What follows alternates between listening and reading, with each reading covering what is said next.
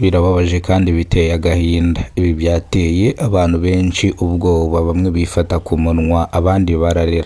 Nawe nubyumva uraza kwifata ku munwa nurangiza urire. Umusore mu kigero cy'imyaka 35 y'amavuko yapfuye nk'uko muri kubireba kuri kamera zanyu za Kidasamura TV Rwanda, arimo arashyingurwa ku irimbi rya Kayonza, dore yuko uyu musore yishwe n'inzoga n'itabi. Dore yuko uyu musore yabuze ababyeyi biwe afite imyaka 10 y'amavuko, yabuze papa wiwe afite imyaka 8, abura na mama wiwe yujuje imyaka 10. Uyu musore yakomeje kuba mu gahinda kenshi, akajya yiyahuza inzoga ndetse akajya yiyahuza n'itabi, dore yuko abamubaga hafi babimukuyeho akabahakanira ndetse akabemerera yuko agiye kubivaho, bwacya akongera akabisubira. Abaturage bavuze yuko uyu mwana yari umwana ufite discipline kandi yararangije umwaka wa kaminuza wisumbuye, aho bavuga yuko uyu mwana yari yarize segisiyo y'ubuganga, yaratangiye kujya akorera amafaranga.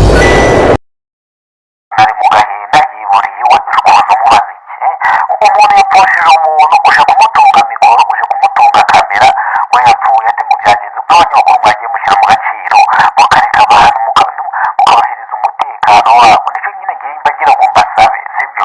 Abantu bari kumbwira ngo muri kubatunga amakamera, murimo mubakamera, kumva ubu ngewe nje mwagiye mumagara nkabihera amakuru kugira ngo mugende mutunge abantu amakamera.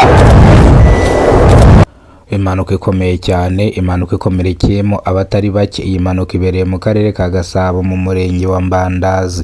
Iyi mpanuka ikomerekeyemo abantu 5, babiri bahita bahasiga ubuzima nk'uko muri kubireba kuri kamera zanyu za Kidasamura TV Rwanda.